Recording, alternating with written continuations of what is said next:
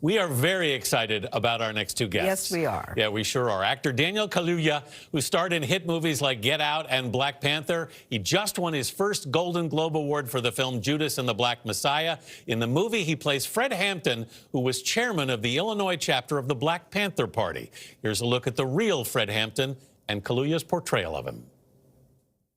You can jail a revolutionary, but you can't jail a revolutionary. You can murder a revolutionary, but you can't murder revolution. And you can murder a freedom fighter, but you can't murder freedom. I said, hey, a revolutionary. Hey, a revolutionary. Hey, a revolutionary. The film highlights how an FBI informant, William O'Neill, infiltrated the Black Panther Party to gather information on Hampton before he was killed in 1969. Hampton died during a police raid at his home when he was just 21 years old. Shaka King directed, produced, and co-wrote the movie. He joins us now with Daniel Kaluuya. Good morning to you both. Thank you both for being here. We really, really appreciate it. Good morning. Daniel, first of all, congratulations on the Golden Globe. That had to be, even though we couldn't hear you at first, that had to be a great moment. No, it was a great moment. It was a great moment, and I'm so happy they took me off mute. Yeah. Yeah. You say, Daniel, you say that this wasn't just a physical assassination that Fred Hampton suffered, but there was also a cultural assassination that went with it. What do you hope to change or help people know with this film? I just hope to tell the truth. It's like the truth of the matter is that what they were doing, they were in the communities with the medical clinic, helping kids, educating kids, feeding kids. And with the Rainbow Coalition, they did incredible work. And Chairman Fred is the thought leader of a lot of incredible strategies I hear in society today. Shaka, I'm a child of the 60s, so I'm pretty amazed that we've reached a point, and I know even though it's 60 years later, that we now have a movie about Fred Hampton. And there's also a second movie, Trial of Chicago 7, features Fred Hampton as a supporting character. How hard was it for you to get this film made?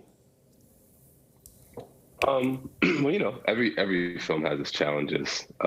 You know, it took us about 4 years, and you know, it was difficult to find a studio to partner with us, but ultimately we found Warner Brothers, and you know, I couldn't have really have envisioned a better partner, quite frankly. Daniel, I heard you say that you gave everything in this role, and when I saw it, I tell you, I watched it yesterday, guys. I signed up for HBO Max just so I could watch the movie. But I heard you say that you gave everything in this role and that you felt free. How did you decompress after? Because it's so intense and it's so emotional. And you were knockout in it. You're knockout. Thank you so much. I think I'm still decompressing it. I think doing this press run, you're reminded about little things that you were doing and during the process. So I think it took a while. Like last year, like the pandemic was actually a good thing for me. It's the first time I sat down for like 5, 6 years. So I had to kind of reassess where my insides were at. You know, Shaka, the thing that impressed me, or struck me, I should say, is that I'd heard of Fred Hampton. I knew how he died. I didn't know he was 21. I certainly didn't know his life story. And after the movie, I started Googling. It was fascinating, all the things I learned. But there's a line in the movie where the FBI agent who's trying to flip the FBI, William O'Neill, which he ultimately did, he said, listen, the Black Panther Party and the Ku Klux Klan are basically the same thing. And I sat there watching that and went, huh? Is this part of the story you're trying to tell, that people really know what the Black Panther Party represented, because people think of it as a militant organization? And certainly there's aspects to that, but there's so much more to the Black Panther Party. Yeah, absolutely. I mean, I think, you know, one of the reasons that we wrote that line was just you hear those comparisons even made today, you know, when they compare, for example, the Capitol rioters to, you know, members of Black Lives Matter, you know, and you look at, you know, the way that those individuals at the Capitol who, you know, how they are not going to nearly face the kind of prosecution that, you know, a protester who set a trash can on fire, and, you know, in Ferguson is meanwhile getting 8 years. So that's really the reason we put that line in there, to just, you know, kind of just draw those parallels to today in a lot of ways. Yeah, it's important. Daniel, I'm curious about your preparation for the role, because number one, the speaking style is very distinct. You have some very emotional, passionate speeches. How did you prepare for that? With my amazing dialect coach, Audrey Lacrone. We just diligently did a lot of work, and then working with Shaka. Shaka helped me and guided me a lot. Then I sat down with an opera singing coach because I felt Chairman Fred sonically occupied the space like an opera singer. Yeah. So it was really great to engage my diaphragm and condition my vocal cords for those 12-hour days, which is really tough. And also study cadence because he had a different cadence to when he spoke. Yeah. To when he did.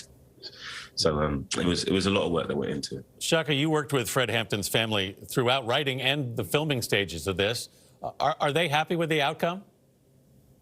They are. You know, it took a while for us to kind of find those points of interest, but ultimately, you know, the fact they still talk to me. Yes, that's usually a good sign. That's a positive sign. You know what I mean? you didn't know. We didn't know every day what it was going to end up that way. No, well, that's the best endorsement you could get. Daniel, I do want to go back to the Golden Globes because you're the first one out the box. Yeah. I didn't know if you were on mute or if they had you on mute, but I'm so glad that they worked it out. What were you thinking in that moment? Well, when I was on mute? Yeah. I was like, they put me on mute. Like, but they were moving on. They were like, "Oh, congratulations!" I'm watching it like, "What? He's gonna move on like this? He's gonna give me a chance." But no, I didn't put myself on mute. I didn't put myself off mute. I thought it was their responsibility. I don't know. It wasn't clear. It was just a miscommunication. Yes. Well, I'm glad that it all. I felt just so blessed that like more people were gonna watch this film. Yes. Yes. More people to understand Chairman Fred, understand the Black Panther Party, understand what they did in that time. Yeah. That is definitely going to happen. Oscar nominations are coming up. I can't wait, gentlemen. Sure will. I can't wait. Yeah, and I got a note from my son from college who said, "Dad, you got to watch this film." Yeah. And he was right.